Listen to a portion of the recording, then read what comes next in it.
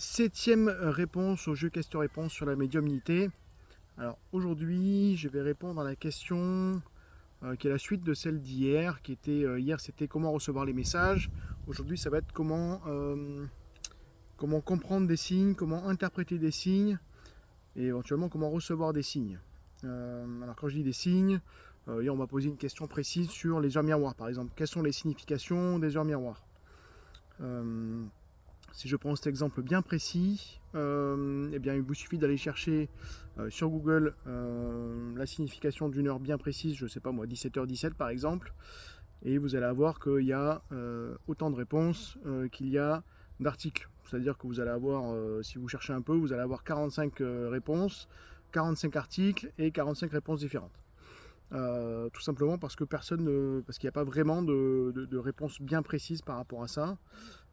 Bien sûr, ça reste mon avis, hein. Je pense que ceux qui écrivent les trucs sont peut-être convaincus que c'est ok. Alors c'est ok pour eux, ça c'est sûr. Par contre, est-ce que c'est ok pour celui qui le lit? Je suis pas sûr. Par exemple, on voit une plume par terre. On peut penser à quelque chose de particulier, on peut voir une étoile filante, on peut voir un animal bien particulier qui nous fait penser à quelque chose ou à quelqu'un. Il y a énormément de possibilités de recevoir et de voir des signes. On parle bien sûr de synchronicité aussi parfois, il y a aussi le pouvoir de l'attraction, il y a plein de choses qui rentrent là-dedans. Moi, ce que je vous dirais, c'est que au moment où vous allez recevoir ce signe, si vous y prêtez attention, c'est-à-dire que si vous tombez sur 17h17 et que ça attire, ça vous attire, euh, votre âme va se servir de votre intuition pour vous transmettre un message. Ce message, il peut venir, donc c'est votre âme qui va le collecter et qui va vous le transmettre, mais il peut venir directement d'un ange, d'un guide, d'une personne défunte, d'une personne très proche de vous. Il peut aussi même vous faire penser ou vous amener l'intuition que quelqu'un pense à vous. Je parle bien sûr de peut être n'importe qui, quelqu'un de votre famille, votre conjoint, votre mari, quelqu'un que vous aimez ou avec qui vous êtes séparés. Tout est possible. Ce qui est important, c'est de comprendre que ça passe par votre âme et votre âme vous transmet cette intuition directement. Euh, la première chose à laquelle vous allez penser, c'est-à-dire sans que votre mental se mette en marche, eh bien c'est le bon message.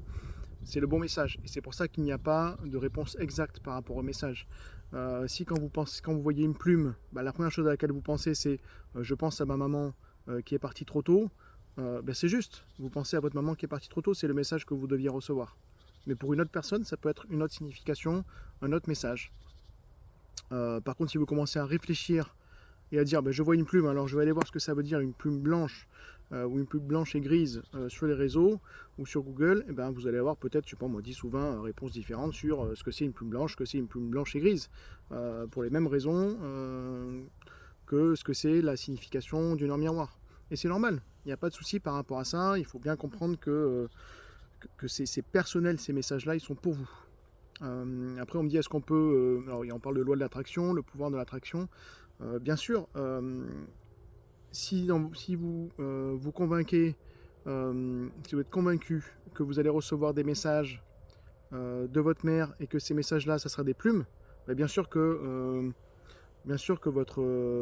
l'âme de votre maman va transmettre ces messages-là à votre âme qui va vous les transmettre à travers une plume.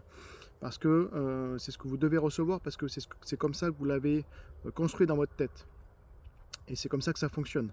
Mais la première chose à laquelle vous allez penser quand vous allez voir cette plume, c'est ma maman pense à moi. Et c'est juste, et c'est exact.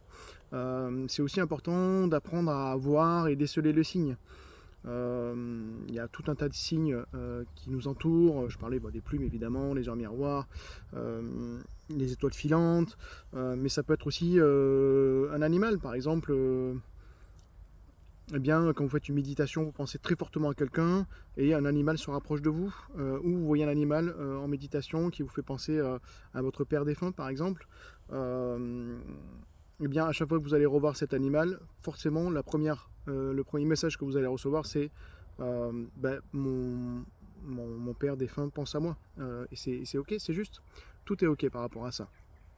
Moi, l'erreur, on l'a tous fait, je pense que même moi je l'ai fait, hein, tous fait, on commence à avoir des heures miroirs, des synchronicités partout, alors bah, forcément on va aller voir tout de suite la signification, mais si on est vraiment objectif, on trouve jamais vraiment de réponse en fait, parce que la réponse, c'est votre réponse, elle est uniquement pour vous. Voilà.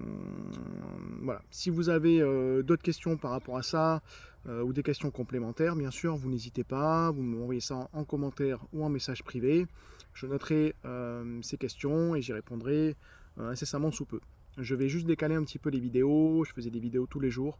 Alors je trouve que ça fait un peu beaucoup parce qu'elles sont longues et bon, déjà ça demande du travail et surtout je trouve que c'est pas évident de se libérer tous les jours 5-10 minutes pour aller regarder une vidéo. Donc un jour sur deux, pour l'instant je vais passer un jour sur deux. Je trouve que c'est juste par rapport à ça, on verra plus tard comment je continuerai à répondre à ces messages. En tout cas, merci beaucoup de prendre le temps de regarder ces vidéos et merci beaucoup d'être là. Et c'est avec plaisir que je répondrai à vos questions à l'avenir. À bientôt!